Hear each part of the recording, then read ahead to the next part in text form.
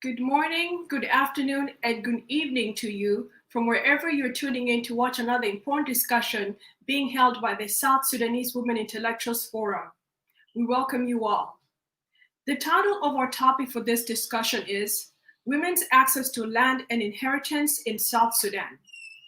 Our panelists who will take part in this discussion will offer their expertise and knowledge to further the understanding of this pressing topic. Our panelists are Honorable Nyandeng Malek Dalek. She's currently not here, but we hope that she'll join us shortly. Our second panelist is Honorable Betty Achan Ogwaro. She also is not currently here, but we hope that she'll join us shortly. Our third panelist is Honorable Nora Zambageyo. Honorable Nora has a master's degree in transformational leadership and change from the International Institute at the University of Greenwich in the United Kingdom. She also holds a bachelor's degree of social science from Catholic University of East Africa University in Nairobi, Kenya. Honorable Nora was appointed as an advisor to the governor of Goodway State and has also worked with UNICEF and the South Sudan Liberation Movement, the SPLM.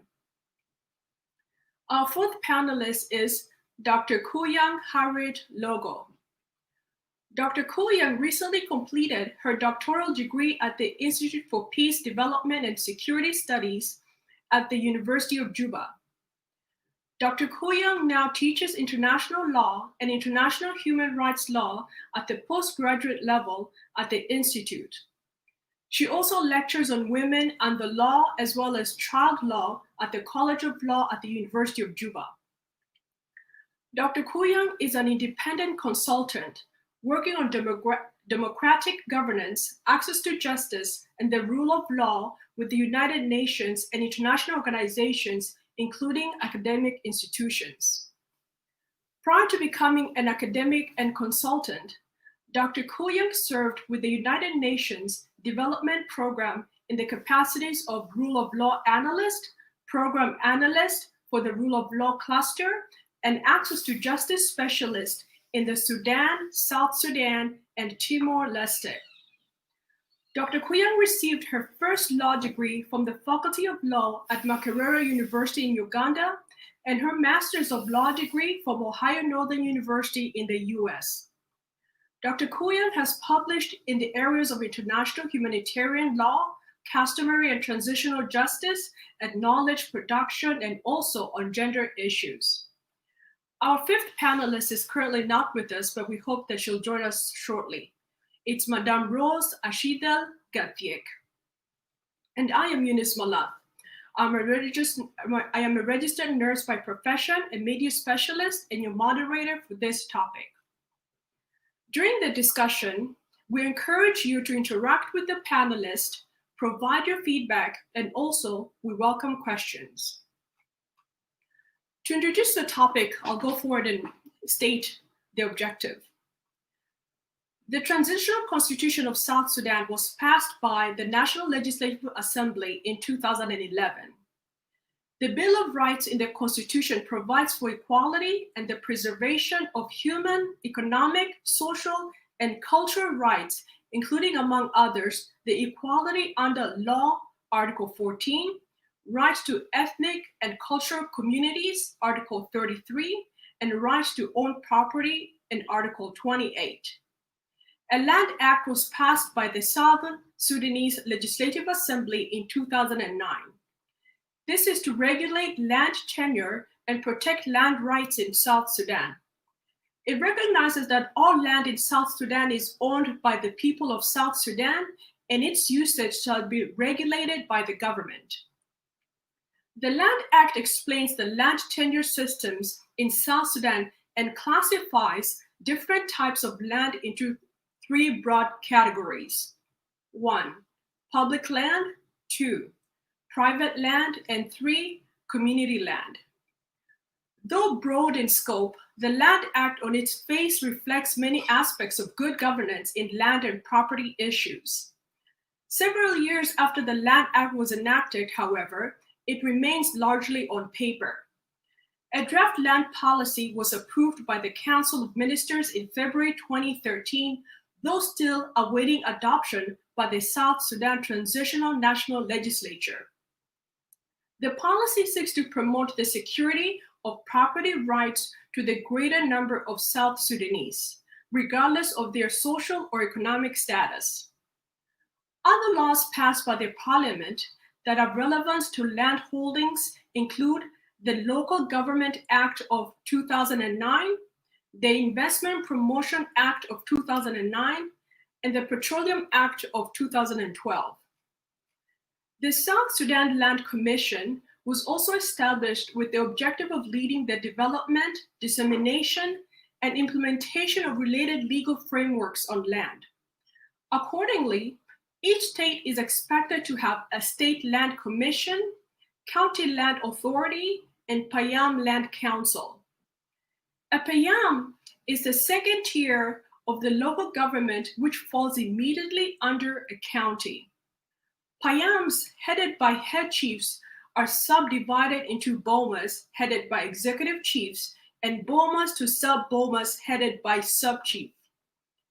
In other cases, sub-bomas are subdivided to villages headed by a headman. In most cases, a boma or sub-boma comprise of a clan, which can also be referred to as community land. Land in most Payams is based on customary land holding, and access to this is gained through one's membership to the land-owning community. However, to outsiders, it requires agreement with the stakeholders. Now, Honorable Noda Zambegeo, this refers to you. The Local Government Act of 2009 establishes customary law councils as the highest customary law authority in the country, with the function to protect, promote, and preserve the traditions, customs, cultures, values, and norms of the communities, and to regulate, maintain, monitor, and ensure proper administration of the customary law. It also establishes customary courts with the competence to adjudicate on customary disputes and make judgments in accordance with the customs, traditions, norms, and ethics of the communities. Section 110 of the Local Government Act specifically deals with the rights of women and provides the same protection as the Constitution and the Land Act by reaffirming that women shall be accorded full and equal dignity of the person with men, and specifically stating that women shall have the right to own property, share in the estate of their deceased husbands, together with any surviving legal heir of the deceased. The first question to you, Honorable Nora, is kindly give us an overview of women's rights to land and inheritance in Western Equatoria State and the nation at large.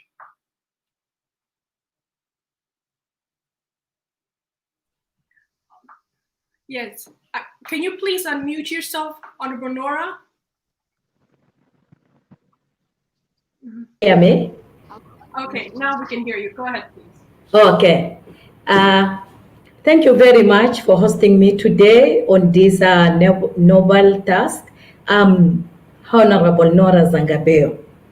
All the land in the Republic of South Sudan, including Western Equatoria, belong to the citizens of the Republic of South Sudan. In Western Equatoria, we are guarded by the Article 20 of the Transitional Constitutions of the Republic of South Sudan, 2011, which gives the rights of every person shall have right to land and own properties. Article 16 of the Transitional Constitution of the Republic of South Sudan mandate the government to enact laws to combat the harmful customs and traditional beliefs that undermine women dignity and status when it comes to rights to land. Okay. Yeah, before, Go ahead. yeah, before women were not aware of to acquire land because they used to acquire land through their parents or when they get married. This is where they have access to land.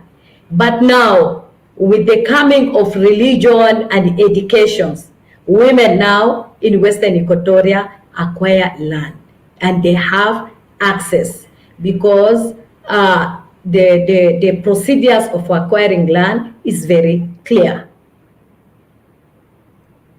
Okay, thank you. Yes, and that's a very important point that you've raised. Indeed, religion and education brought a lot of opportunities for women in our country. We thank Honorable Betty Achano Guaro for being here and joining us, and also Madame Rose Ashidel. Dear viewers, Honorable Betty Achan Oguaro has to go back to the national dialogue. So we're going to go ahead and proceed and ask her the questions so she can go ahead and attend the national dialogue. So please bear with us here. So Honorable Betty Achan Oguaro, I'm going to go ahead and read her biography. Honorable Oguaro is a trained mediator and negotiator. Currently, she is one of 9 members of the leadership in the steering committee of the National Dialogue of South Sudan. Previously, she served as one of 5 members of the mediation team, which negotiated a peace settlement between the Ugandan government and the Lord's Resistance Army at the Juba peace talks. Honorable Oguaro has served the government of Southern Sudan and South Sudan at various levels.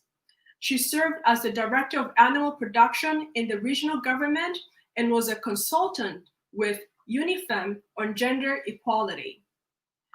After the independence of South Sudan in 2011, Honorable Oguaro was appointed the first South Sudan National Minister of Agriculture, Forestry, Community Development, and Cooperatives from 2011 to 2013.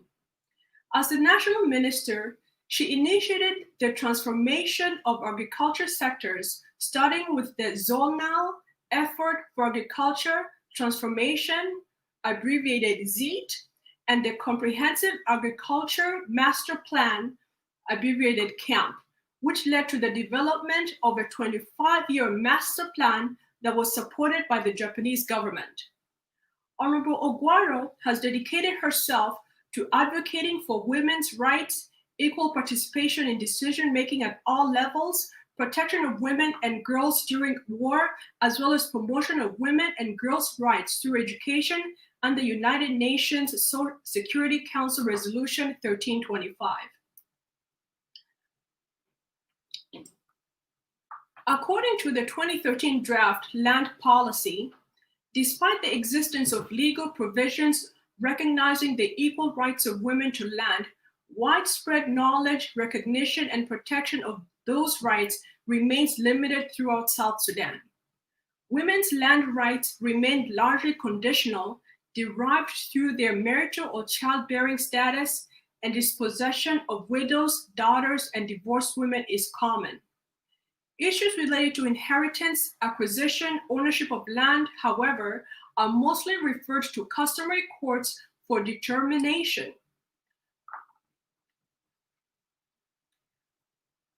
Each ethnic group applies its own laws relating to land and land rights within its own territory.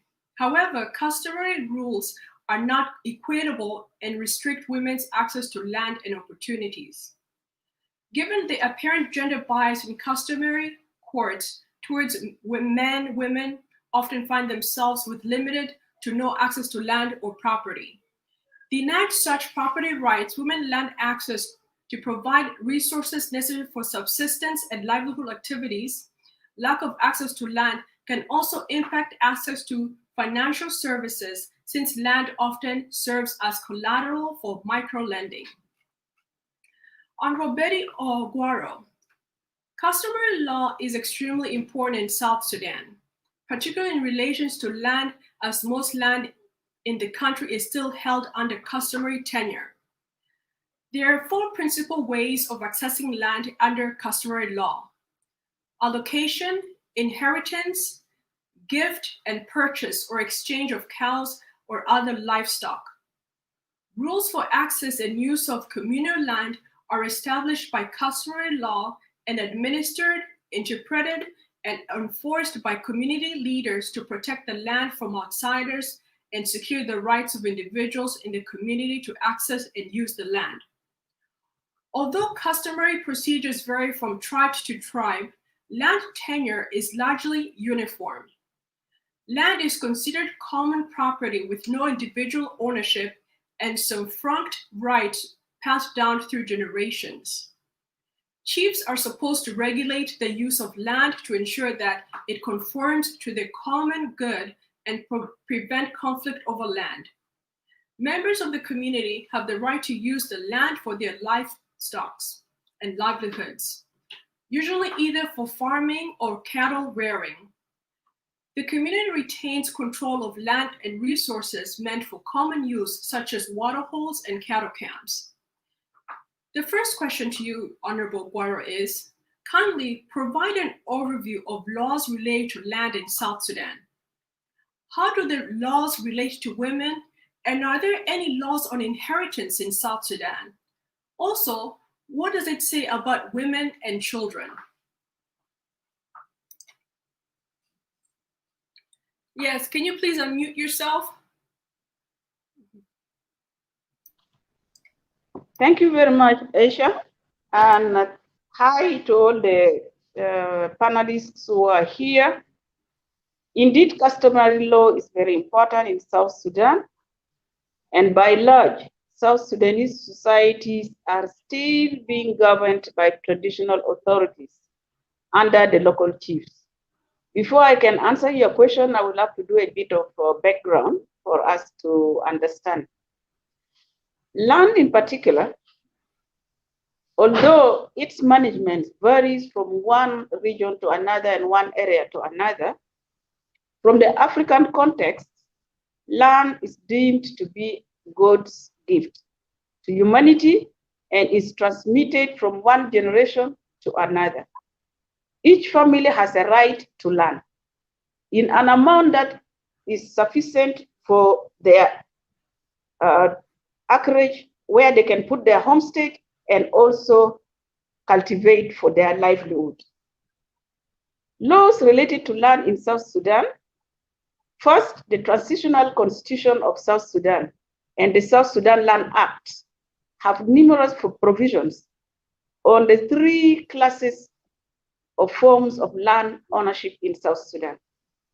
While Article 170 of the Transitional Constitution of South Sudan, land ownership generally is in the people of South Sudan.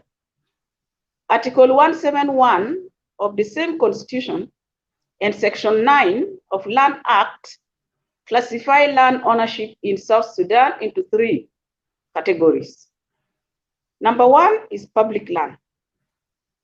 The other one is private land. The third one is community land. I've just come out of a meeting from the National Dialogue where they discussed land and land ownership this morning. The conferees have passed the resolution that land should belong to the community. And then the government would negotiate with the community whether they want to apportion part of this land to be private land or public land. But I will go into this into details. What is public land and how is it tenant? Public land is held for public use, and it is reserved or set aside for public programs and purposes. For example, environmental protection, forest reserves, wildlife or game reserves. These are public lands, and these are managed by the government. Article 171, Clause 3 of the Transitional Constitution of South Sudan and Section 10 at Clause 2 of Land Act define public land as all types of land acquired or owned by any level of public authority, meaning the central government, the state government, or the local authority. Section 10, Clause 2 of Land Act is, however, much broader than that of Article 171, Clause 3 of the Transitional Constitution of South Sudan. This is because Land Act defines public lands as any land transferred by any entity to the government, or any land acquired by way of reversion or surrender to the government, or land in relation to which no heir legally can be entitled, is owned by the government. Section 10, Article 2 of Land Act thus refers to any land that is not privately or communally owned as a public land. In reference to public land, Section 10, Article 2 also of Land Act include physical infrastructures, for example, schools, any area where schools are built, these are public land. Roads are public land. Railways, areas that railways pass through are public land. Airports, rivers, lakes, airspace, swamps and wetlands, and any other water catchment areas. In the national dialogue this morning, we were informed that wetlands and swamps of South Sudan have now been registered under international land tenure. So it will now not be called the public land of South Sudan, it will be the international land of South Sudan. It also includes forests as well as recreational areas that are duly designated for public properties. So when we hear in South Sudan that there is no man land, actually there is nothing called no man land. The government is the private owner of public land. Then we have the community or the customary land. The term communal land refers to any territory held by and in the name of ethnic community, rather than by individual singly. This means that a group or community can hold exclusively or collectively rights to a piece of land. They will use it, it will be regulated, and they can transfer the land rights to the next generation. For example, in Eastern Equatoria, they have what they call the Munyumiji. So Munyumiji own a certain piece of land and they transfer it to the next generation of Munyumiji. Section 4 of Land Act defines customary or community land tenure system as a form of unwritten land ownership practices in certain communities in which land is owned or controlled by family, clan, or a designated community leader. Article 170, Clause 5 of the Transitional Constitution of Republic of South Sudan, when read together with Section 12 and first schedule of Local Government Act, generally refers to community land as any land territory that is historically held or customarily used by local communities, as well as their members. While Section 11, Clause 1 and Clause 2 of Land Act defines community land as any territory held by communities exclusively on the basis of ethnic identity, residence, or interest. Yet, according to Section 58, Clause 2 and 16C, Land Act, a community land may be registered in trust in the name of community, clan, a family, community leader, or community association. The problem with community land is that community land regime is very vulnerable. First of all, it is undermined by a recurring issue of overlapping land ownership. A chief will own it, traditional landowners will come, the government can also negotiate it out, so it is very vulnerable. Secondly, the greatest threat to community land regime is lack of clear internal borders or boundaries between counties and states. Although traditional authorities do know their historical borders, the economic and political significance that land has gained in the recent past in South Sudan has insensitized political figures to grab lands not only for themselves, but also for their own constituencies. And they also sometimes can sell it at will. Thirdly, community land regime is also affected by the wrangle between government and traditional authorities. Much of land in South Sudan is subject to customary and community land regime, but Section 46A of Land Act provides that the government has authority to regulate land, as well as allocate or alienate any public land with the approval of relevant state or ministry consistent with the policies of municipality of the area. Then what is private land? Private land tenure is owned by non-governmental entities. For example, a person can acquire land from the government and it is registered entirely in the name of that person.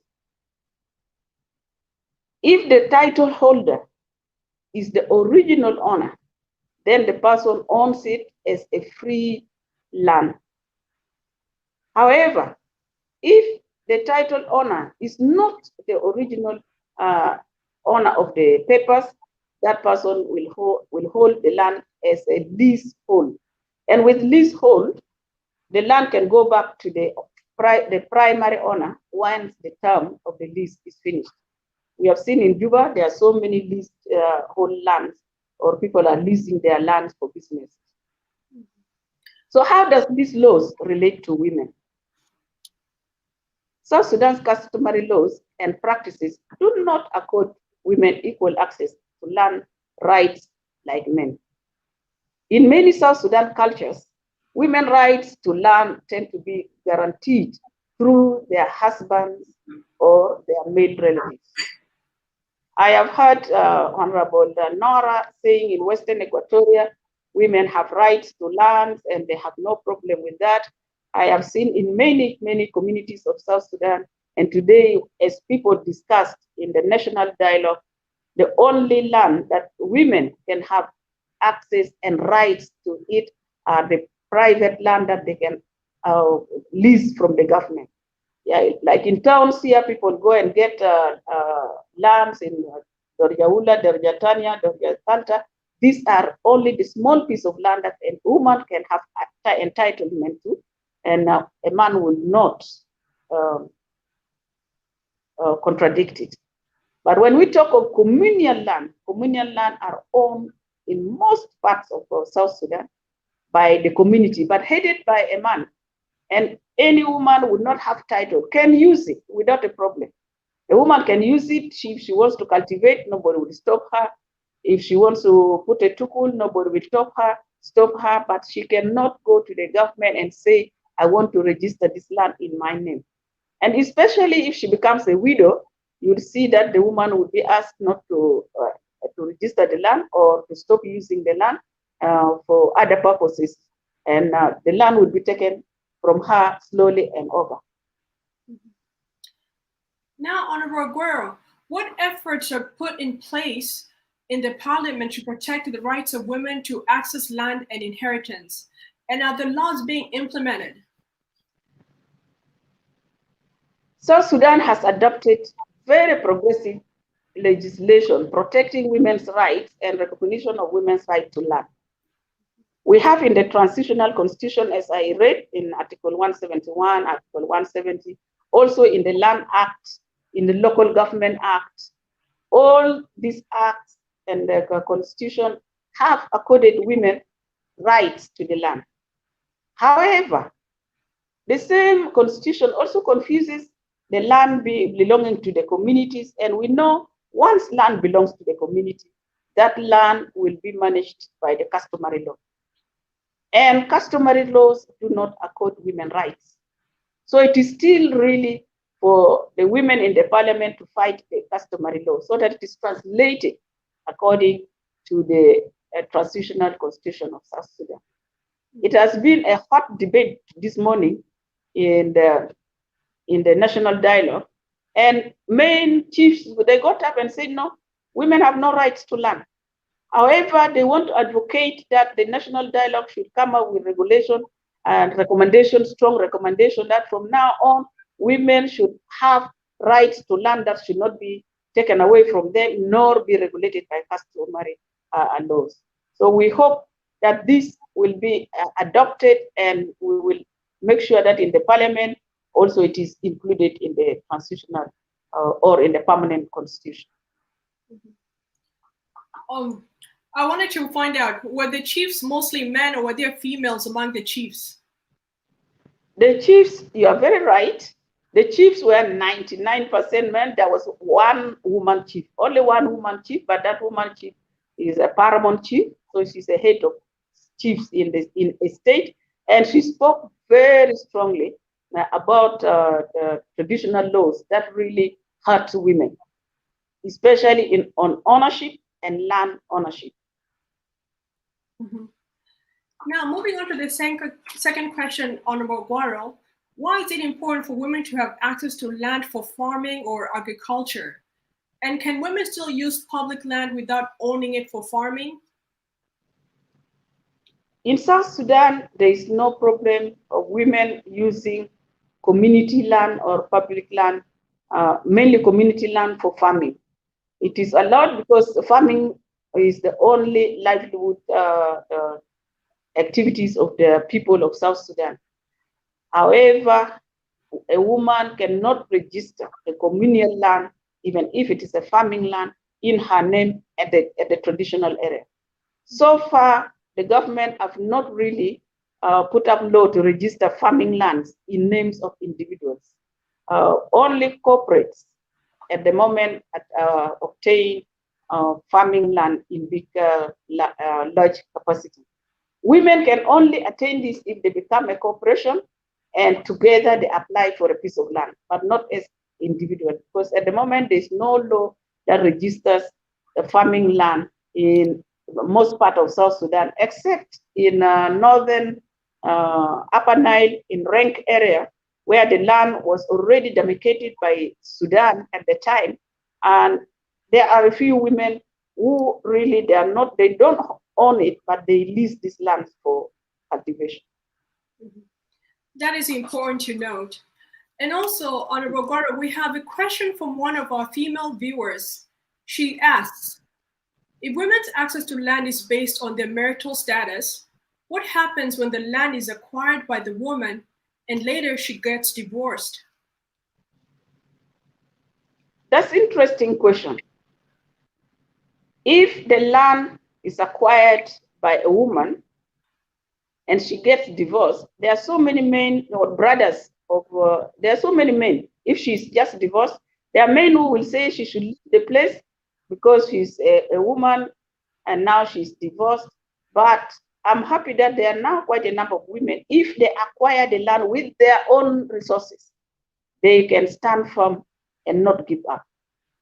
But if a man acquires a land and puts the woman there, even if that man tells the woman that I have acquired it in your name, that woman will lose that land if she gets divorced. So my fellow women must be very alert. If they want to own land, private land for themselves, they must use their own resources to attain those lands. They should not rely on the resources of their husbands or of the family. Mm-hmm. Yes, the question came from Muya Yanga. We thank you for that important question that you've asked. Now, moving on to the last question to you, Honorable Guaro. We know that you have to proceed to the national dialogue, so we thank you for your time. The question is, what are the challenges affecting women in accessing land and inheritance, and what are your recommendations moving forward? The major challenge I see affecting women in land inheritance under the customary law is the traditional practices. The traditional practices which makes woman a second class. So a woman cannot own a land according to the tradition, the customary law. This is the major thing I see affecting women. And then lack of implementation of the laws that we have, because the rights of women are already in the transitional constitution. The rights of women are in the Land Act. The rights of women are in Local Government Act, but there's no implementation. And then the traditional authorities down on the ground are not well aware of all these rights and all the acts that really protect the women. So we need to really emphasize on passing on laws down onto the ground that the people will understand what is the transitional constitution of South Sudan. What does it say? Which articles and clauses really talk about the rights of women that the chiefs down must understand? The local government must also pass on their local government act to the chiefs down on the ground and train them and raise awareness on the rights that have been accorded to women. This, to me, are the major important obstacles to women inheriting land right on the ground. But women in the town, they are much in a better position because the law in the town is understood by many people, and they can acquire the private land by simply applying, and if they are approved, they can get the land. The difficulty is men do not approve these lands. Women can apply, women go to the ministry several times, they will be told come tomorrow, or we haven't said, or the committee have not decided, and yet behind the door they are giving men. So those stereotypes and mindset of men that women cannot own land also must be dealt with. Indeed, we have to change those negative misconceptions that are pushing us backwards instead of forward. Yeah. Yes, we thank you very much for your time, Honorable Oguaro, and we hope that the national dialogue proceeds well, and we thank you for advocating on our behalf. Thank you. Thank you so much. Yes. I wish you all good deliberation. I will follow later on. Okay. Thank you. Thank you.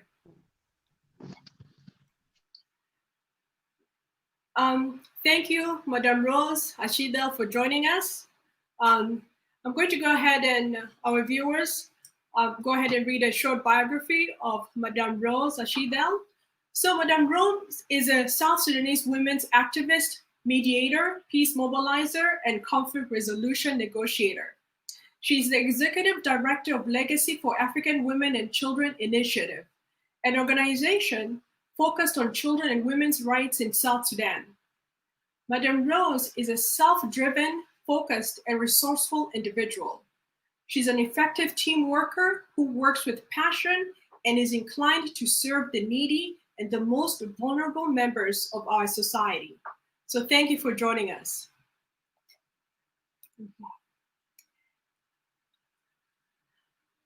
Now, proceeding on, Dr. Kuyang. Customary law in South Sudan, as elsewhere, typically exists in an informal and written form, which is orally transmitted,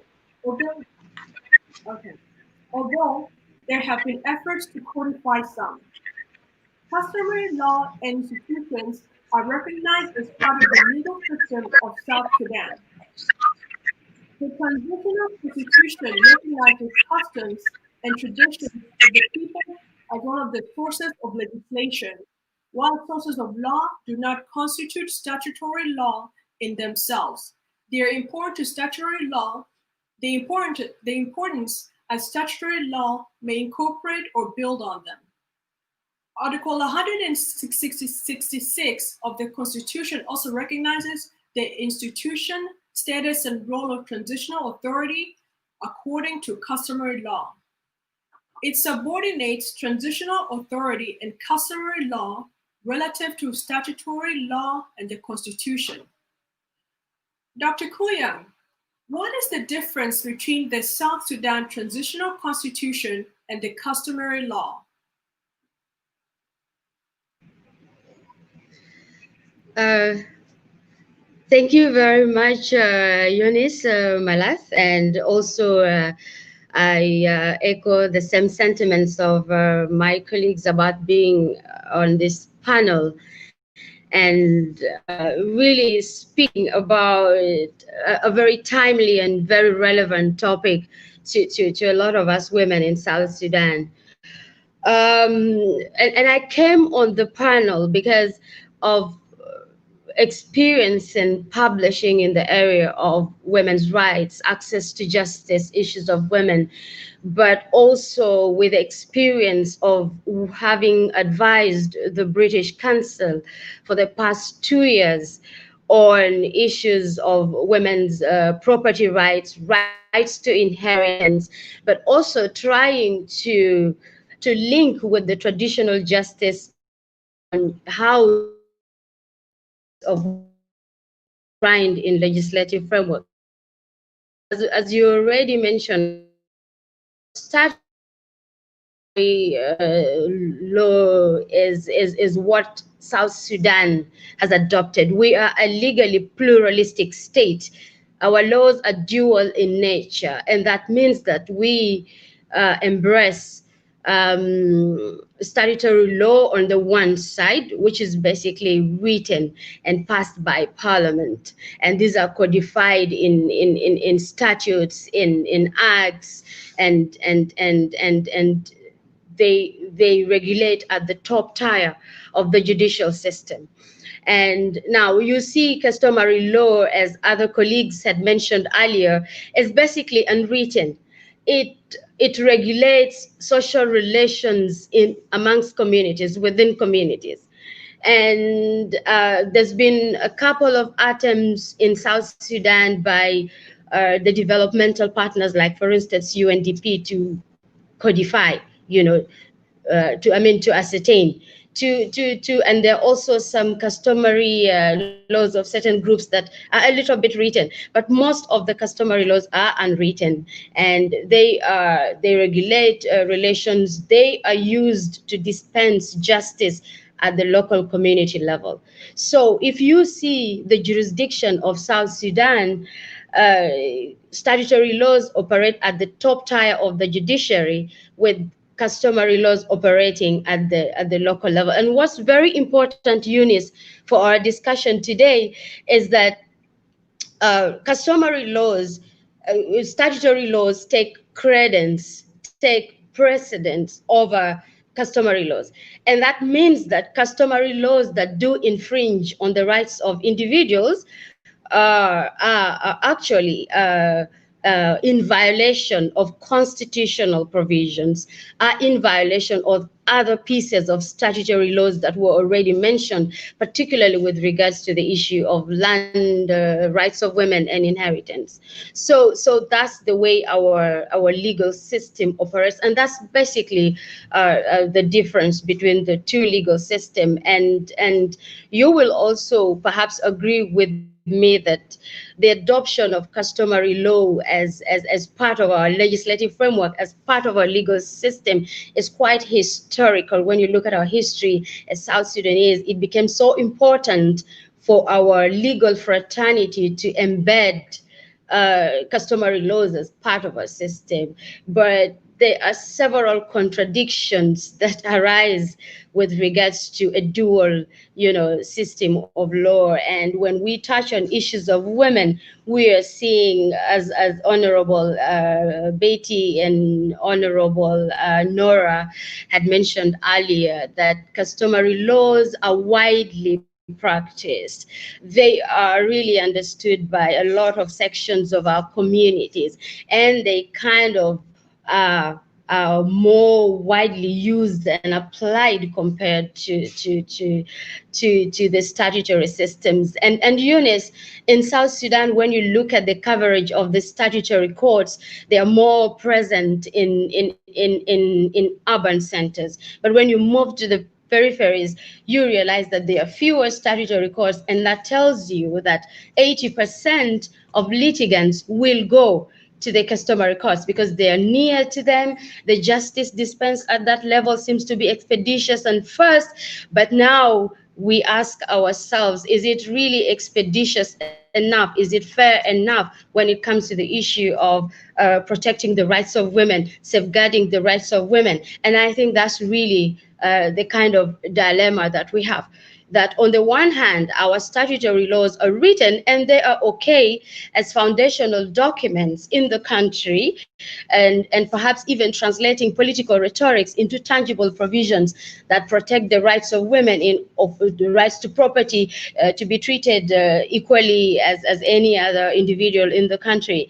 But in terms of practice, those laws are not being implemented, and that makes women and girls a lot more subject to the customary laws. And I think this is where the contradictions are. This is where the problem is.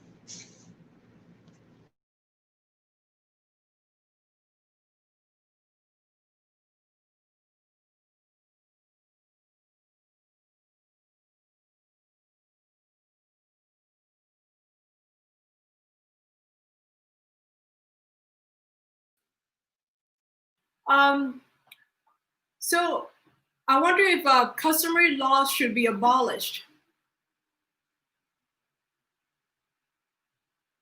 I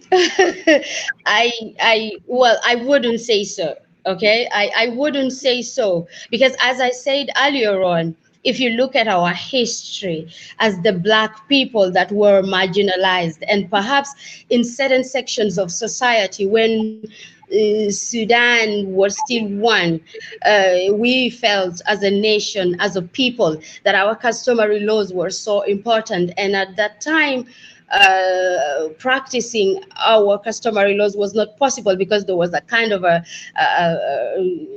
successive governments in Khartoum, perhaps even adopted the Sharia, and so customary law is very important to us. It regulates a lot of the sections of our society.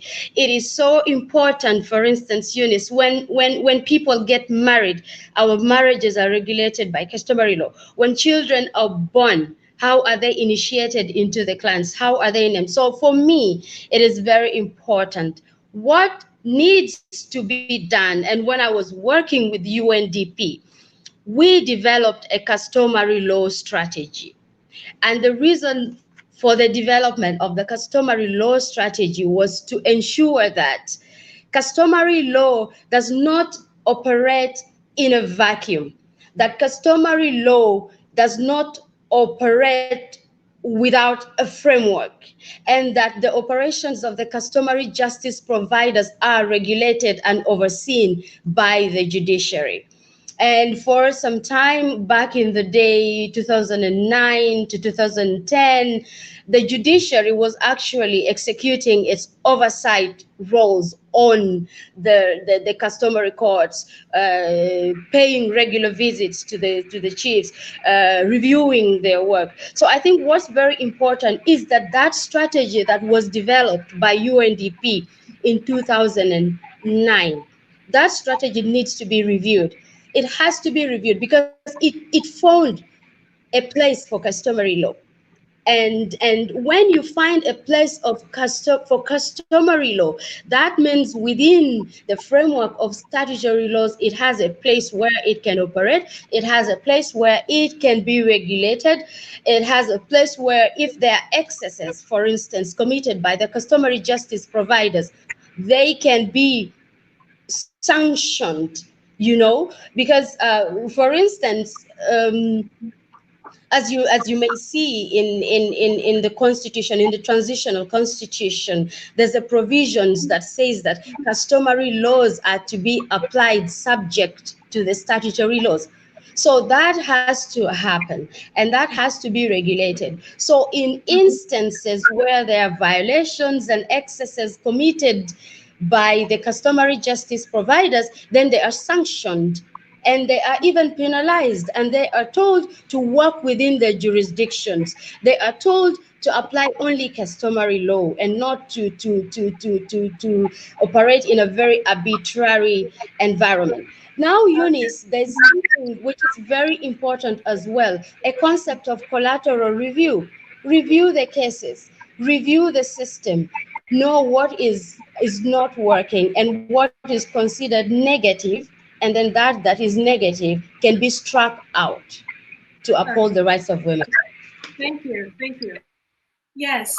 Now, Madame Rose Ashidel, The South Sudanese law affords women equal rights to own land as men.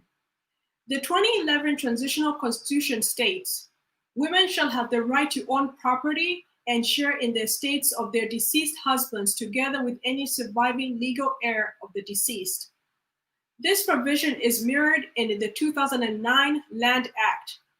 Section 13(1) of the Act explicitly states that the right to land shall not be denied by the government of South Sudan, state government, or community on the basis of sex, ethnicity, or religion. Section 13(4) further articulates women's rights to own and inherit land as stipulated in the Constitution. However, legal pluralism, whereby customary laws exist in parallel to statutory systems, poses a big challenge to the realization of these rights. Therefore, Madam Rose, based on your personal experience, do you think that women have the right to inheritance and access to land? Why or why not? Can you please unmute?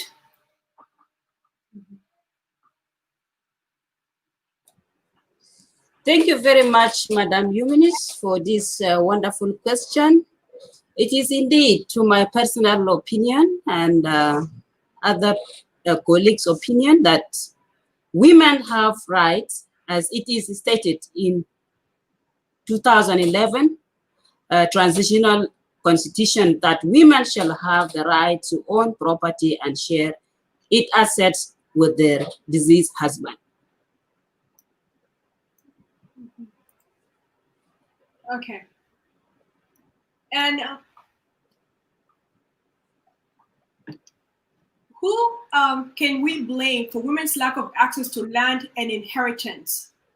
The lawmakers or the community, in your opinion? My opinion is that we have three categories that we can blame, or I can blame.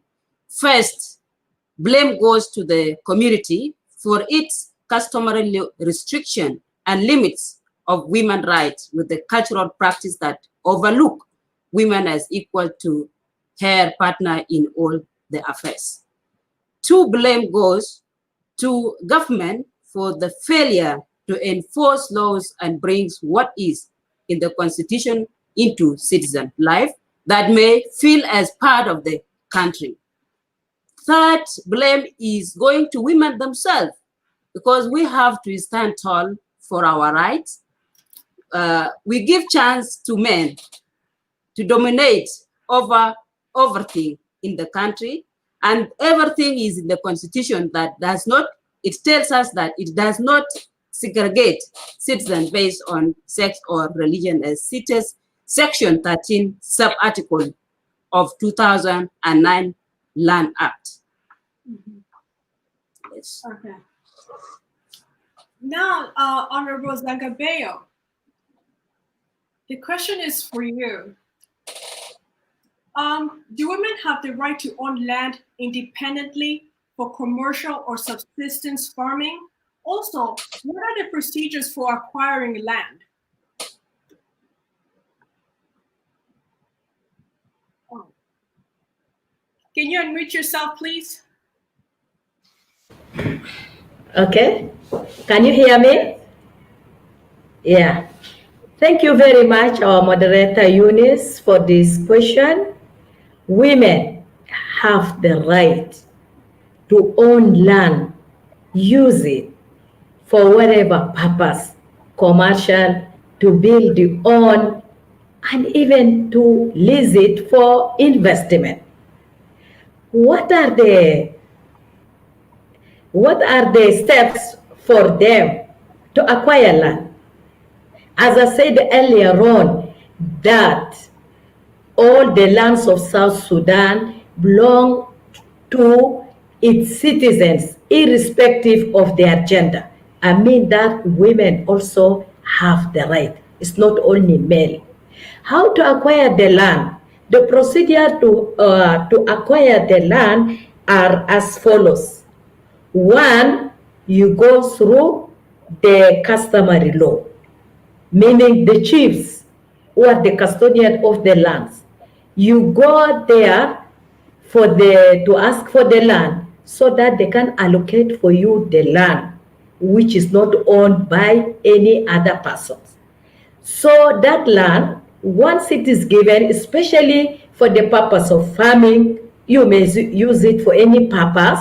They give you a token which says that now the land is given to you in an official way.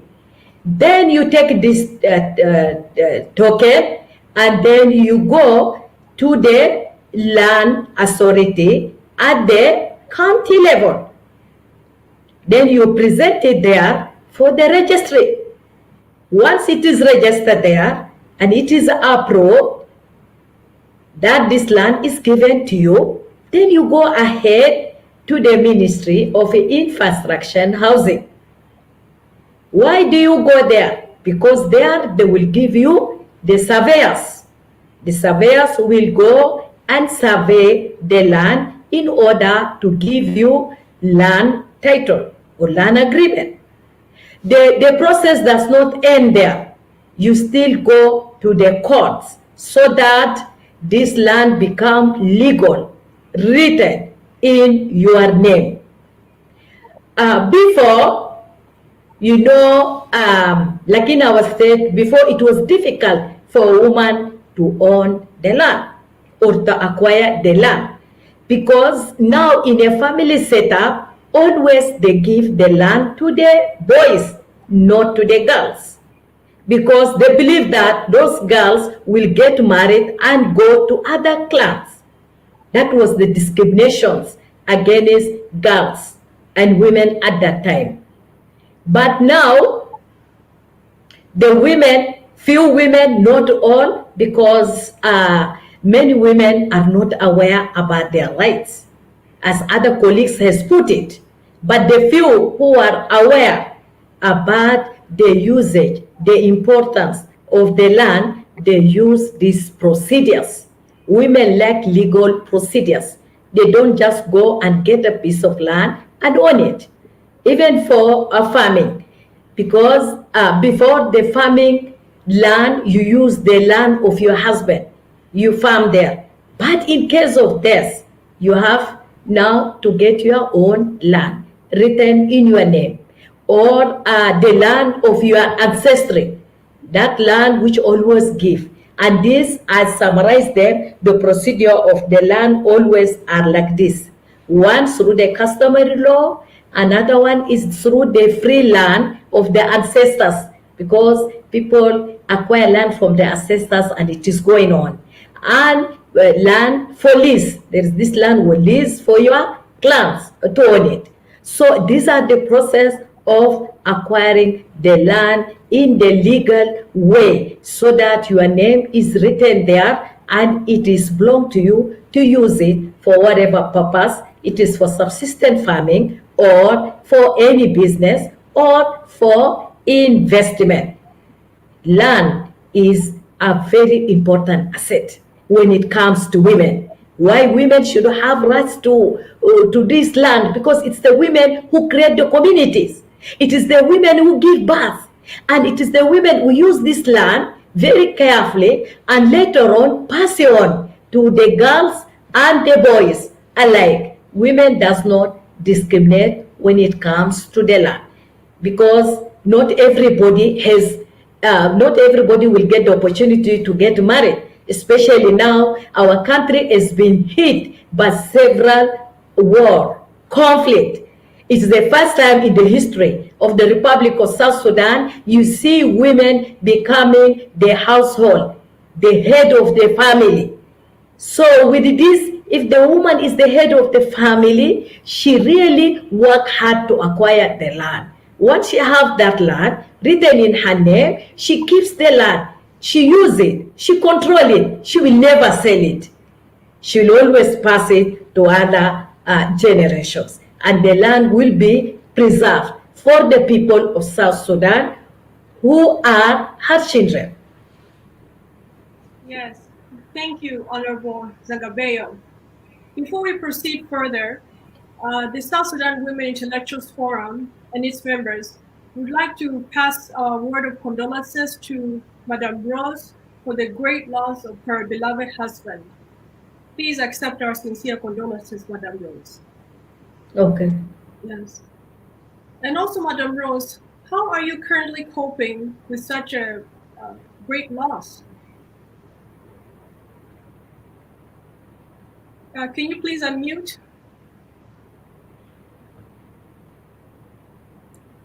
Thank you very much, Eunice, and South Sudanese Women Intellectual Forum members and our listeners.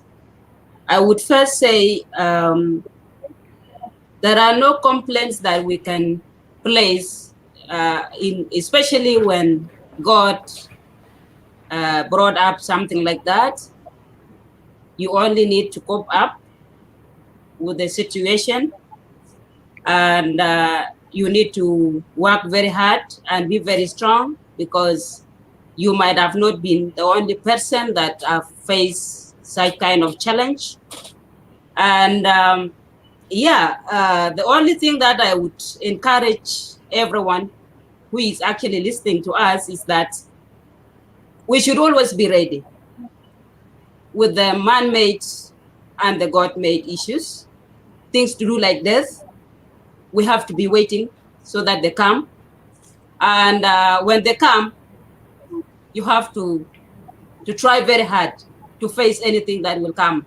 And more especially with our tradition and the norms, that a woman is waited when the husband dies, you most time face challenge. So I am taking it as an experience, and I am trying very hard to do it a little bit different from what has happened to maybe some of our sisters long time ago, and especially the custom and the norms. When my husband dies, I tie a piece of cloth in my stomach, and I wipe my tears, and I waited for my in-laws to see and hear what is going to happen. Because we have two things. One is that you will not be able to be given land to own or any properties. Two, be waiting. You might be married anytime. So those are the things that I am still waiting for them, how they will take me through, because I'm still with the final funeral rites where the talks is going to take place, and any of the twos will come within. But get to know that I am very strong and I will overcome. Indeed, you're very strong. Even from the voice, you can hear the strong conviction. So we are praying for you, and we're hoping for the best outcome for you. Thank you. And also, Honorable Nora, we know that you're also a widow, so please accept our condolences from the South Sudan Women's Intellectual Forum. Thank you very much for your support. I appreciate and I love it so much. Yes, indeed. It is important for us to stand by each other and support one another. One woman cannot move forward while the sisters and the aunts are still behind. So we stand beside you and we're here for you if you need us. So now, Dr. Kuyang, we're going to proceed on with questions on land access and inheritance.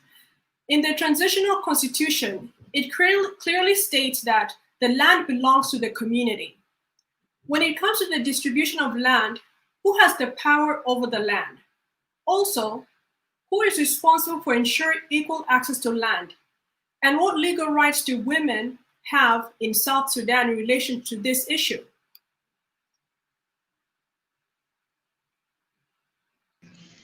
Okay, that's really a good question, okay? And when we look at the issue of land, in South Sudan, considering the duality of our legal system, then we have to look at how the land is distributed by the chiefs or the community on the one hand, and then also, for instance, how a woman can acquire land in her own rights by following the regulations on purchase, acquisition, and registration of the land. And as we have all emphasized, the dilemma for women and girls as well is that at the customary level, a woman, for instance, is allowed to use land with her family, and that takes from you as a woman the individual right to the ownership of that land. And that simply means if it is distributed, if it is within the family, you can use it together with everybody else. And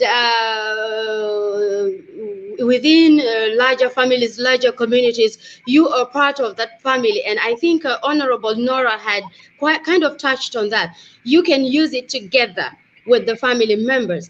And now the question arises in the complexity arises in a situation where there is a death of a spouse, and that land is all of a sudden being contested, because customary land tenure is a little bit different.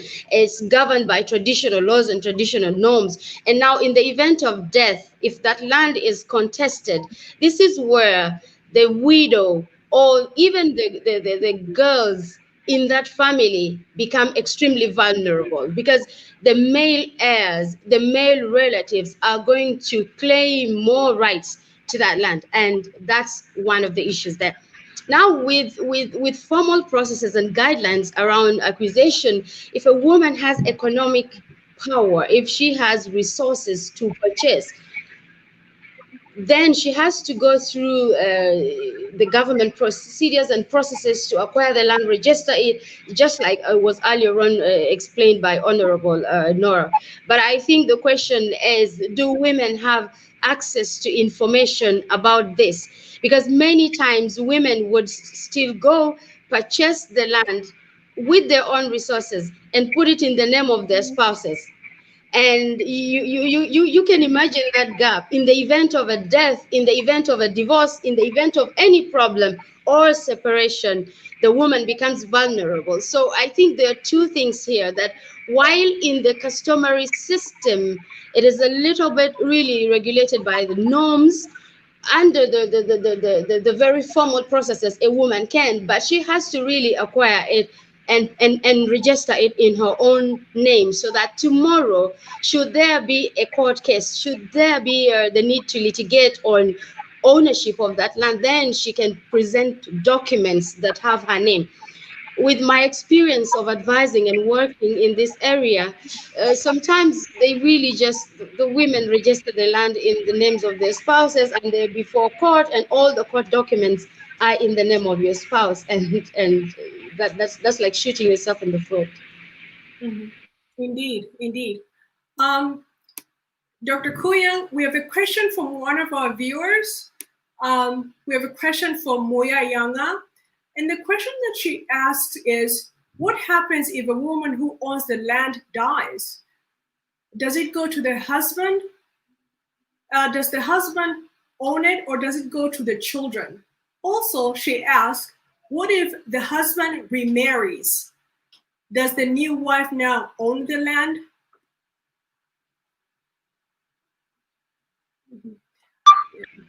Well, that's a great question, and I think just at the top of my head, I think that it is quite important to understand that our laws, the Bill of Rights in the Transitional Constitution, is basically furthering equality of both males and females, and that also means that if a wife is to die, is to pass on, she can write if she dies intestate without a will, and they were married and they have children, it is going to automatically go to the husband because they were married, there's evidence of that marriage, and they have children.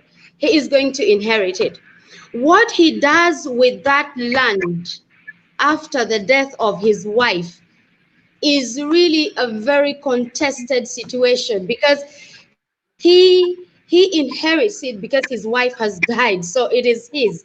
What he does with it is something totally different, and it's a matter of conscience because you get married to another wife. Do you give her part of that land? Do you refuse and say it should remain with me and I pass it on to the children? And those are really the dilemmas that we deal with when we go to the courts, and each case is handled on a case by case way approach. But when the woman dies, when she had written a will, it becomes very easy. She can direct what happens to her land, to her property after she's gone. She can will it to her children. She can will it to her family, her mother, her father, her siblings, any surviving family members that she has. So I think the lesson for us here as women is that maybe we need to get into the practice of writing wills, because death happens, and if it finds you in a situation where you don't have a will, then your spouse is the rightful person to inherit that land. That's just the way it is. Yeah. Thank you, Dr. Kuyang. Now, Honorable Nora, maybe you can shed some light on this. It is unfortunate that you're a widow, but what was your experience after the passing of your husband? Did you experience any disputes with your in-laws in relation to your dual property ownership with your husband?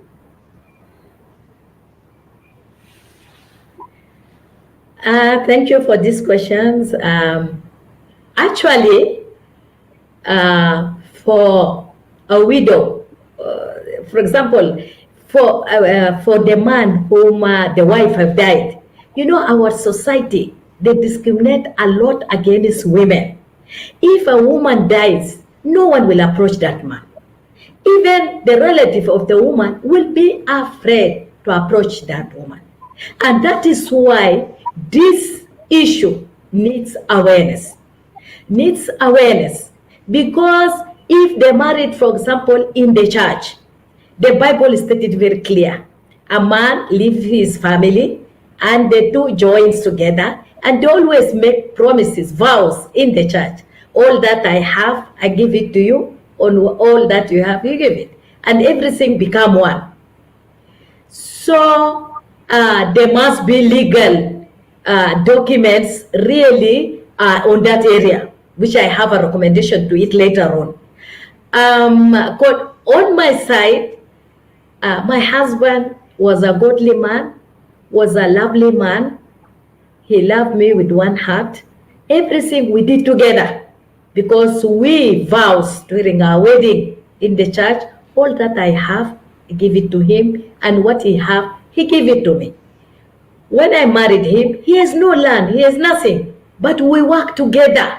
First of all, he told me, he married me very young, when I've just finished my secondary school, and he told me, you are too young, you are too small to me, I want to raise you up. I'm a PhD holder, I can't reason with you, because most of the things he used to tell me, I could not understand. But he have to sacrifice, return me back to school. And this is how I've studied and I reached a master level. That is a contribution for my husband. The second thing is that my husband told me that we never know, death will always come. The Bible says, if you are two in a bed, God will take one.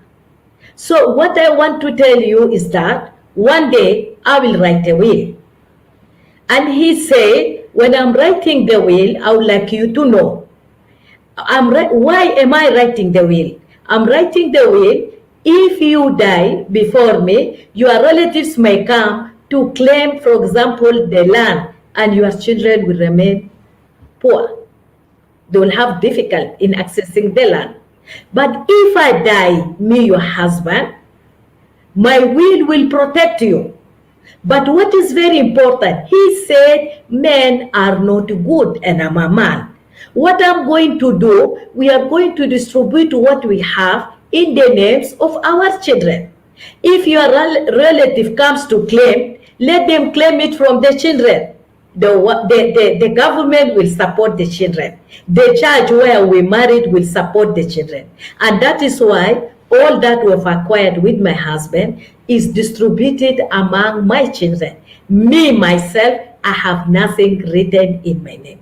And my husband wrote this will when I was in Yambio, working there as the advisor to the governor, because he died when I was there.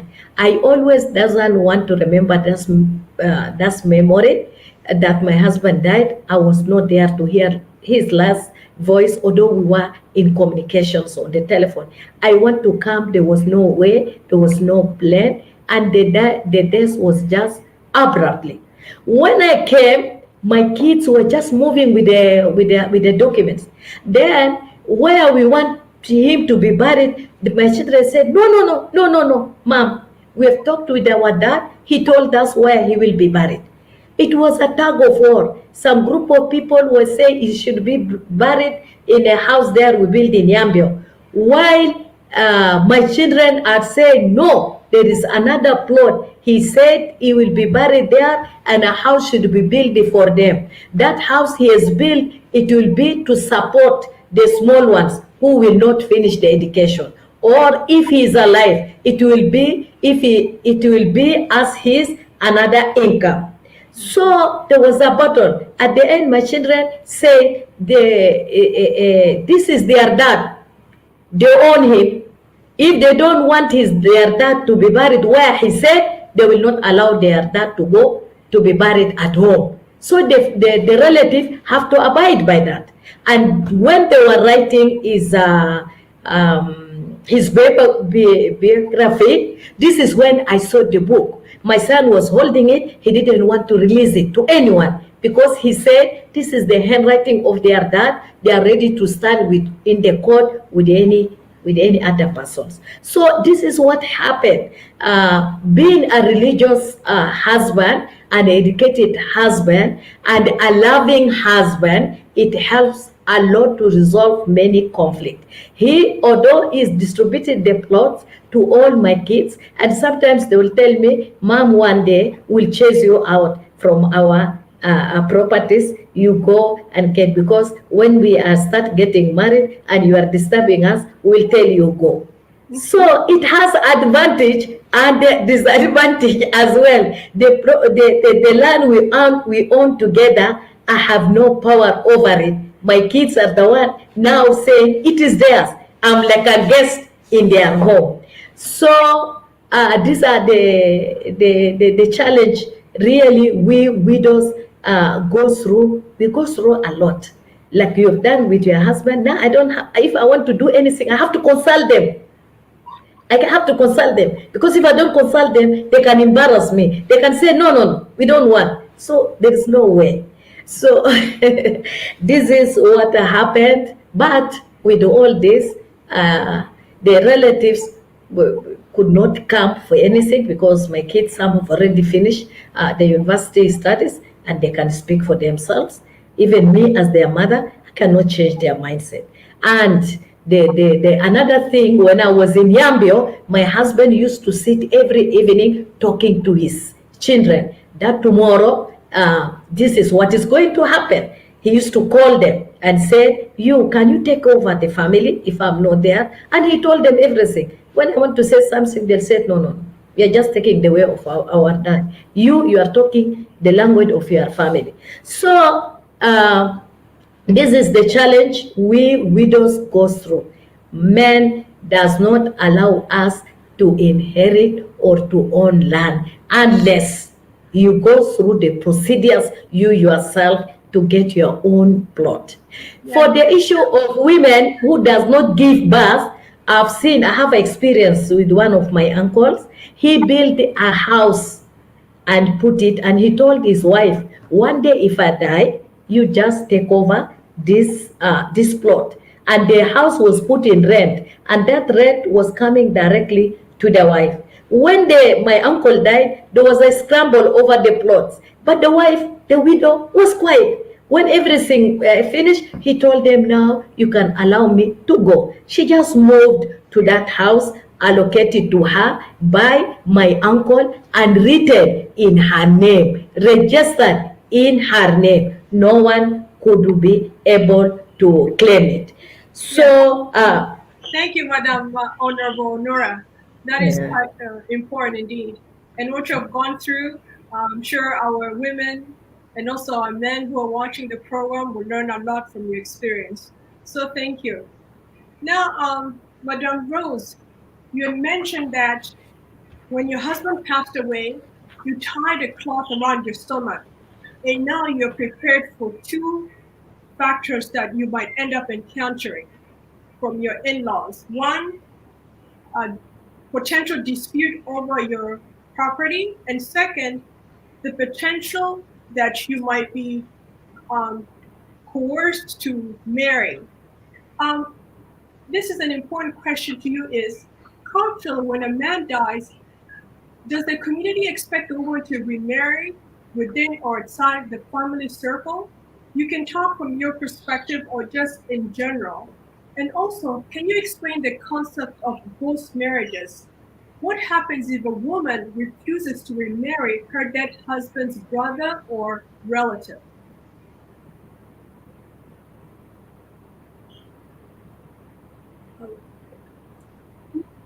Thank you very much for this very great question. First of all,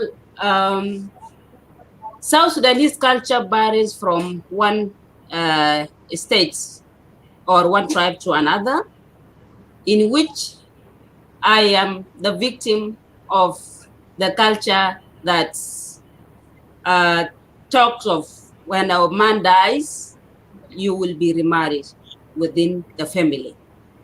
And also the properties are also owned by everyone. In fact, you may not be able to go to who and you talk to who, because all voices comes as one.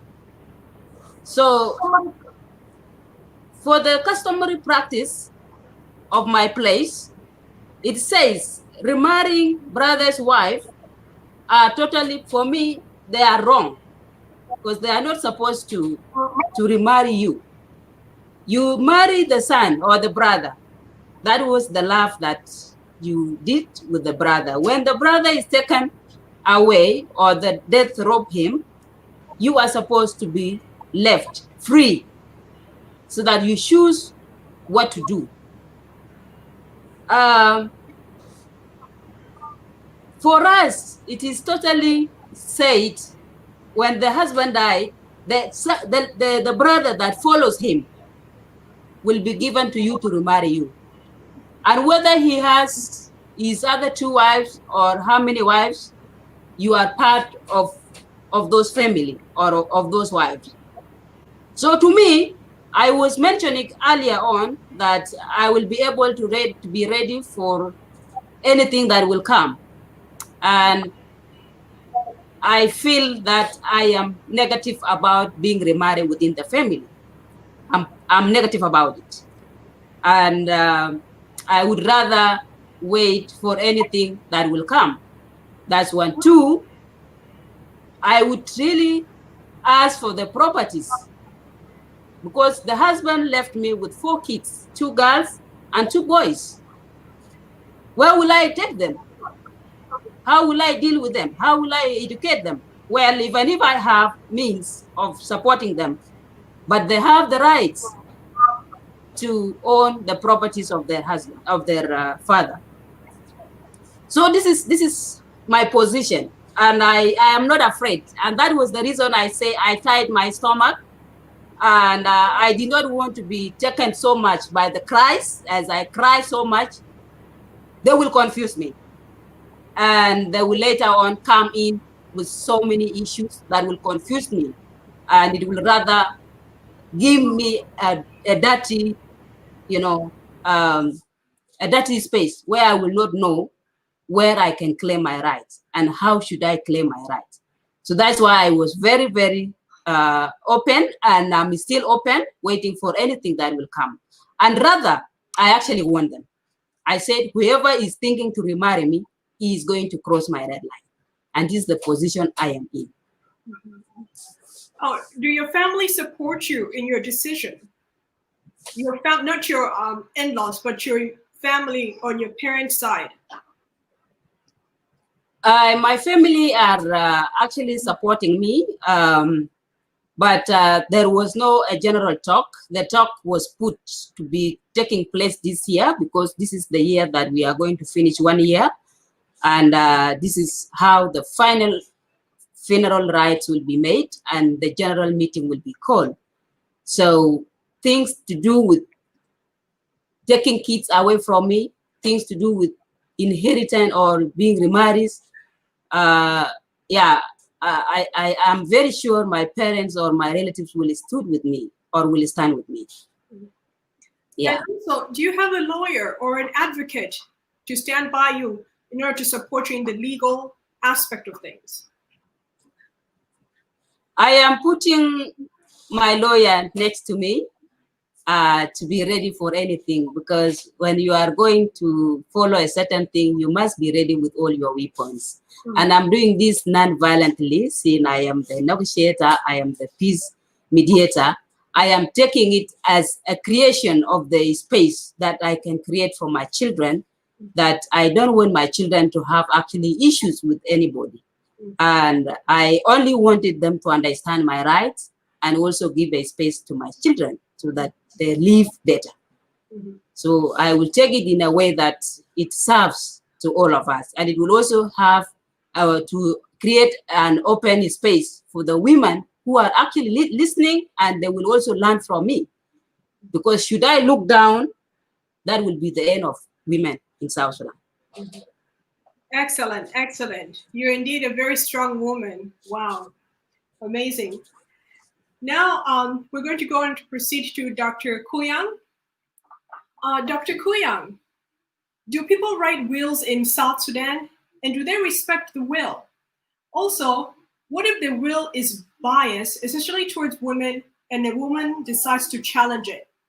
For example, if the man decides to give everything to the brother or relatives, how can they resolve the issue? And also, what laws will they use? Will they use customary laws or the transitional constitution?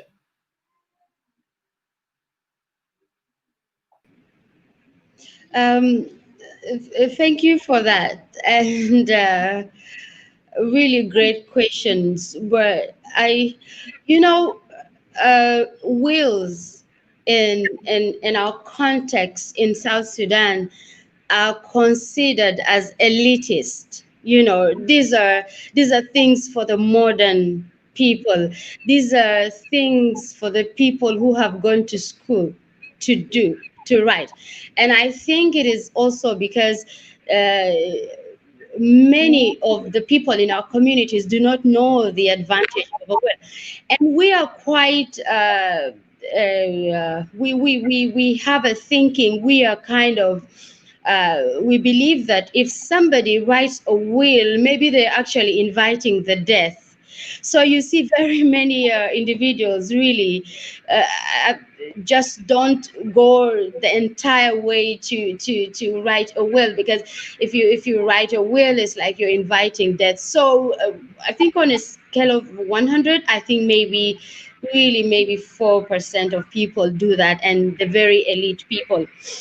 And that means that a lot of people die intestate, and that means they die without the will. And in the event of a death of a spouse who has not written a will, a lot of problems begin to emerge, just as was really enumerated by Madame Rose from very practical experiences. And this is the thing. If the woman is married, properly married, either dowry is paid or they are married in church, and there's evidence of that marriage. In the event that a spouse dies intestate, the woman can contest that. And as you know, Eunice, we are in a legally pluralistic jurisdiction. And where is the starting point? And I will pick from what Madame Rose said, that sometimes it has to be a negotiation, because you cannot go alone and fight a legal battle on your own. The male relatives of your husband, the brothers, are really going to pull you down. So one thing is, a woman has to look within the family, because I am talking about very practical things here. You have to look within the family. Your spouse has died intestate. There is no will. What can be done? And if in that situation the family would want to safeguard your rights to the property and encourage that you inherit the property for your children, then that's good. But if they don't, then you have to now go to the next step, which is the court. And when you file such a case to the court, then you are going to be heard, because all of the rights to land and inheritance are enshrined in the Constitution, in the Land Act, in the Local Government Act, as was earlier on stated. So yes, you have a right to be heard before a court. And when you're heard by the court, then they usually appoint what you call an administrator, a court appointed administrator who is going to review the case, who is going to review all of the specific situations and dynamics of the case, and then make a decision that the widow is married, they have children, and she has every right. So you can see that a lot of their remedies. But I think the question is the enforcement of those remedies. The court degrees are not being respected at all. So I think that would really be part of the issue. And another thing, Eunice, as I conclude this point, you have to remember that our legal system, whether formal or informal, are male dominated. You know, I have an article that I wrote about the male dominated nature of our legal system. If they are men socialized in a patriarchy, many of them would choose to sympathize with the men, the relatives of the husband who want to take it, because they have not lived the life of a woman. They have not been in a situation where it is taken from them. And for me, that's why we're really encouraging a lot of our women and girls to even join the legal fraternity. But we are also encouraging our women, especially the traditional justice system, to begin to open the space for women chiefs to sit on those panels. Mhm. Thank you. Dr. Kuyak, we have a question from one of our viewers from Margaret Taboo. And she asks, if parents die and they only have girls, what happens to the land and other properties the parents own? Can the girls inherit it? Yes, they can inherit it. And again, all of that is dependent on the circumstances and dynamics within that family. And that tends to happen a lot. You have parents, and then all of their children are females. The law guarantees the right of the girl child to inherit that property as long as they have reached the age of majority. And if they have not reached the age of majority, a relative can hold it in trust for them because they're young until they reach the age of majority. But then, as you know, our customs and our communities are more accepting to a male heir. So you find in reality it is possible, but in practice, much of the property of deceased parents of female children ends up in the hands of the next of kin, who is a man. And when it goes away from the cycle of the family, which is really the parents, it goes to another person, the next of kin, a brother, and that's where the problem is, because then that land can easily be taken away from these girls. And what's important is that even if we have children, Eunice, I think we need to start the process of access to information, to pass on the information that in the event that something like this happen, women-led initiative can begin to create the awareness that if this happens, you have redress, you have avenues, you will be heard by the courts. And that's very important, because in the absence of this knowledge, then they don't know what to do. They don't know where to go. They are disenfranchised. They're robbed of their rights over property that is really, really by birth, by right is theirs. Thank you. Thank you. Now, Honorable Nora, this question is to you. What happens when a man dies? Does his wife have the right to inherit his property, or does the property go to the brothers and relatives? Also, what happens if there is a dispute? How do they settle the dispute over the inheritance?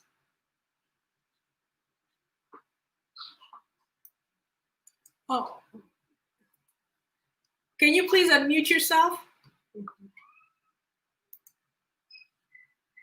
We cannot hear you. Okay. Yes. Now, yes. Yeah. When the man dies, it is the widow who has the right to inherit the properties. But before, long ago, especially in our customs and the traditions, when a man died, the woman is evicted, is pushed away without anything, even a clothes.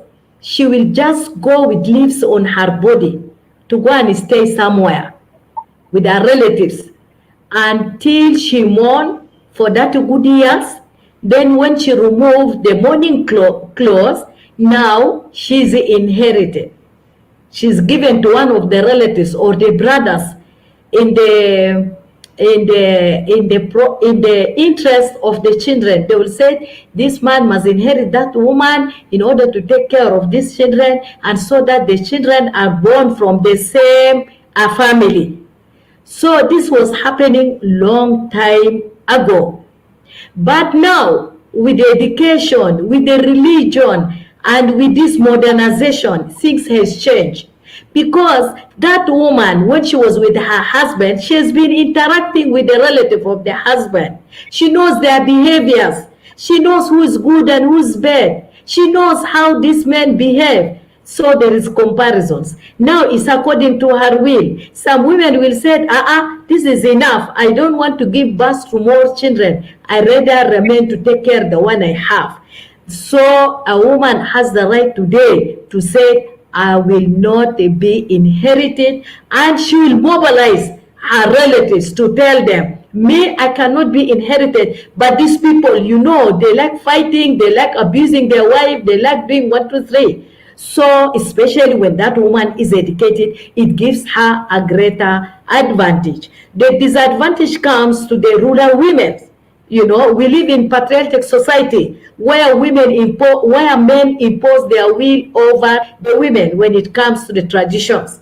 They will always push them. But it has a lot of disadvantage nowadays. Inheritance, maybe the man died from HIV and AIDS or any other deadly disease. How do you inherit?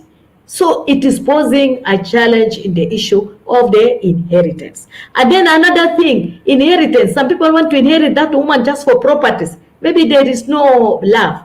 Another thing for inheritance, when this woman is inherited, that wife of that man may not like the widows, and it is going to cause a lot of conflict between that widow and the wife of that man and the children. I've seen that those children will not like their children, even though they are relatives. So nowadays, inheritance become a bigger challenge, because now we have seen women who are the head of the family. Women are running their family, raising their children. So it is not difficult for a widow today to be the head of household of her family. So there is no force. The woman will not accept, because there is the legal procedures. You can go to the chiefs, or you go to the church where you married to get support. Yes, women indeed are much more empowered than our ancestors. So thank you, Honorable Nora. Now I'm going to go ahead and ask the panelists the last question. before we conclude this important discussion on land and inheritance. I'm going to start off with Madame Rose, and this is the final question to you. Culturally, what challenges do women face in terms of having rights to own land, to marry, or to divorce? And what are your recommendations moving forward?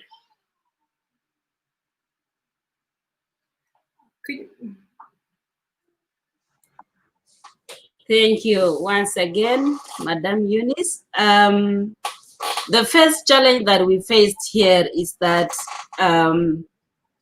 when you are asked to remarry within the family and you refused, like Rose, you might face rejection within the family.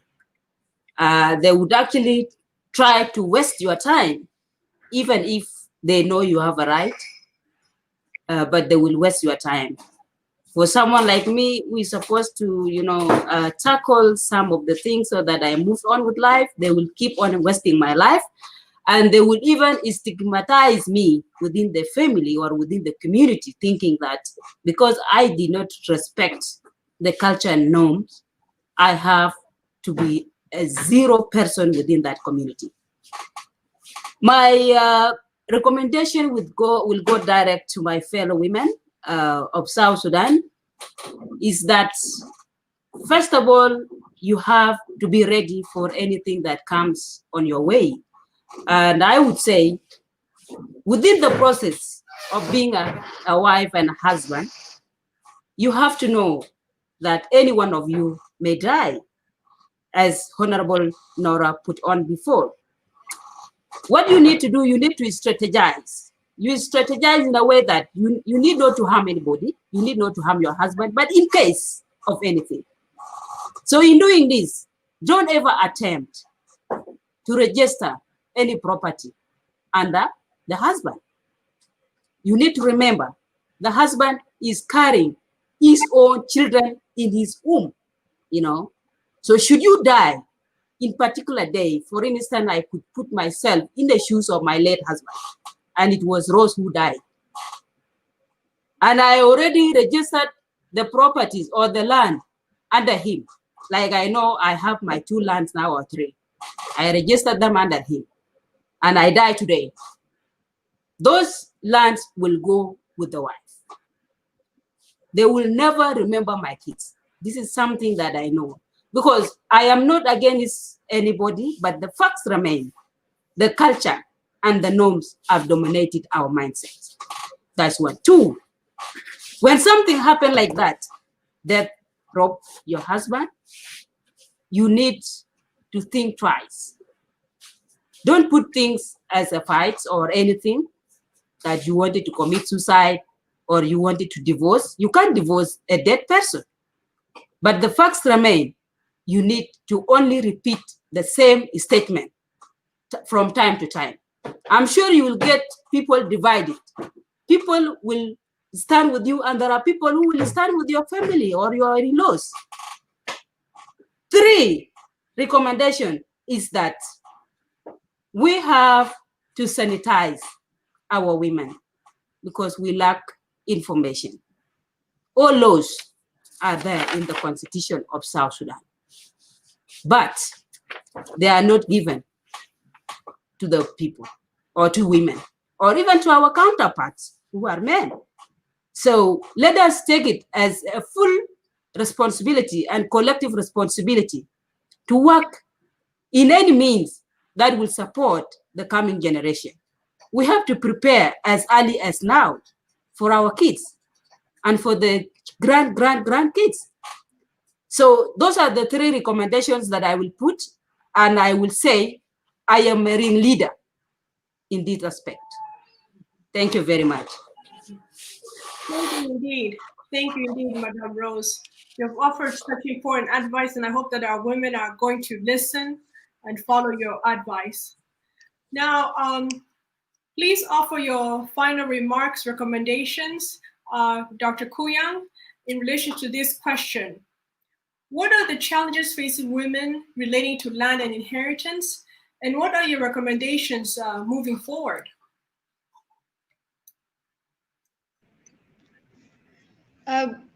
Thank you. Well, for me, I really think that just listening to the two panelists there, I don't need to go so far away to even just, you know, bring attention to the challenges that women face with regards to their property rights.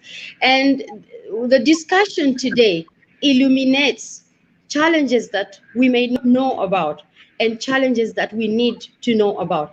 And one of the biggest challenges is that the nature of customary law, unfortunately, is male dominated. And if it is male dominated, it is the men who make the decisions regarding the social aspects of life, regarding even our rights to land and whether we can, as women, inherit that land or property or not in the event that our spouses die. And if you look at issues around access to justice, women who have lost their husbands, or women who have been divorced, or women who are in such situations where they're about to lose their land, if they go to these structures of customary courts, there's always a problem. The women are looked at as perhaps the trouble here. She's accused of so many things, of maybe even wanting to take the property of her husband, and many times, Eunice, the courts even don't listen to the women when they are before the chiefs. Some of the chiefs hush them down, don't speak. And while the constitutional provisions provide for equality before the law for everybody, many women I have worked with as part of my British Council job tell me that no, we are told to shut up. And that just tells you the challenges that women are facing when they're going to try to stand and claim their rights at these customary court structures. But I think there's a good news that with my work that I was able to do, I realized that one thing we have to know is that customary law is not static. It's always changing, it's flexible, and there are now inroads where we see women being accepted as part of the panel. Women are advising the panels. عندنا نساوين هسه هم بيجاني في المحكمات ده، هم بيجاني هناك وهم بيكلم للسلاطين ده قال حاجة زي ده is not good, let's not do like this. And then we also have a challenge for us زي نساوين لو في محكمات ده هم ما بعرفوا ونسوا. They don't know how to talk most of the time. They keep quiet because our cultures tell us as women to keep quiet. And here we are before the courts trying to claim our rights, and we don't know how to do this. And now we have forums where we are telling women, teaching women, educating women, giving the information that you need to know that, like Madame Rose said it perfectly, you need to stop the crying, tie your tummy, and be able to represent yourself and be able to claim for that. And for me, as a final recommendation as well, women need to engage and participate. If you have women-led initiatives around you, near you, be there, sit there, listen. It will help you to plan for your future, for the future of your children in the event that such things happen. And one last thing, I would really want to see the family law, the family bill. I am using this forum today because we have a lot of people listening to us, that we need to advocate for the promulgation of that family law, because if it is passed, then we have another piece of legislation that is going to articulate all of these issues to do with inheritance of property, and how women can move forward in the event that they think that their land or their property is actually maybe taken away by the relatives of the husband. It's been an amazing panel. I am extremely grateful. Yes, and we're also extremely grateful to you for providing your expertise. Thank you, Dr. Kuyan. Now to the last question to you, Honorable Rose. What are the challenges facing the women in the context of access to land and inheritance? Just as the same question I asked Madame Rose and Dr. Kuyan. And what are your recommendations moving forward?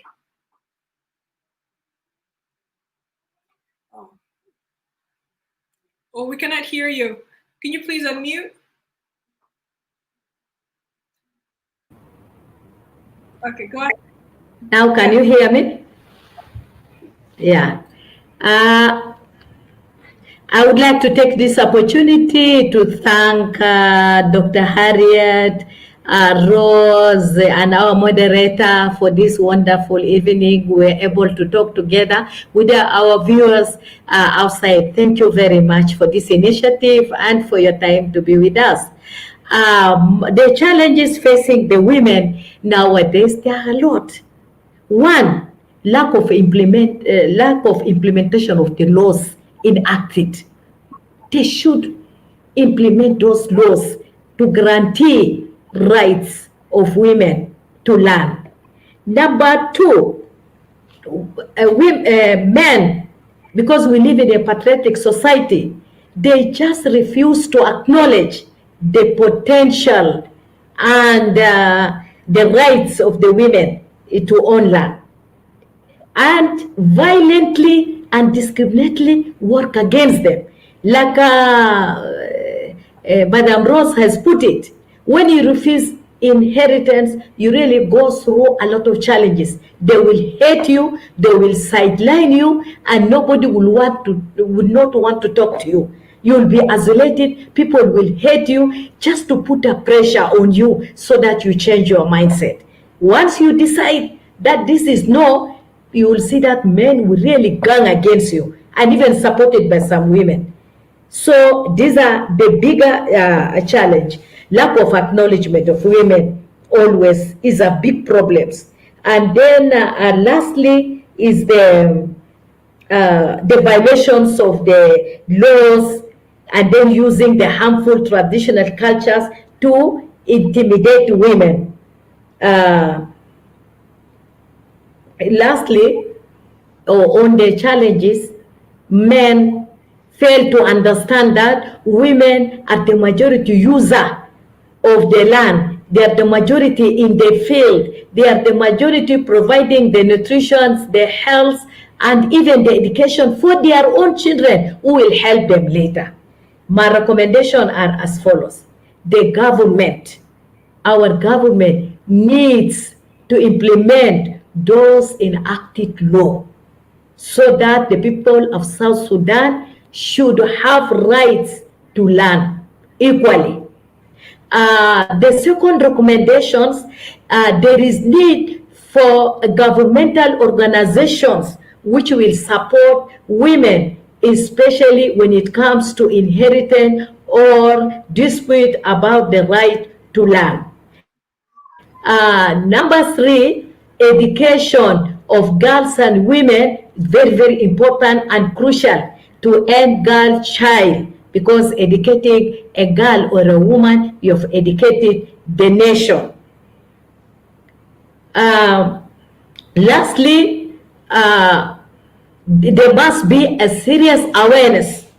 This awareness, we should put out tribal connotations. As women, we must work together to support ourselves. We should not say this one, their culture is different from our culture. No, we must stand as women of this country, of one nation, to create awareness, to educate our men on the harmful practice of inheritance, because inheritance is not a good thing, and the violation against their own sisters and daughters, so that we create enabling peaceful and prosperous South Sudan for all. I thank you all for this initiative for this evening. Thank you very much. Yes, thank you very much, Honorable Nora. The South Sudan Women Intellectuals Forum would like to thank the panelists for contributing their wealth of knowledge and expertise to this important topic, which is affecting many of our sisters, aunts, mothers, and grandmothers. We would also like to thank our South Sudanese ladies, men, and community members who have taken their time to watch and contribute to this discussion. Last but not least, thank you to UN Women for their partnership. Dear viewers, please join us next time on the South Sudan Women Intellectuals Forum as we continue to learn, empower each other, and improve our community together. Thank you.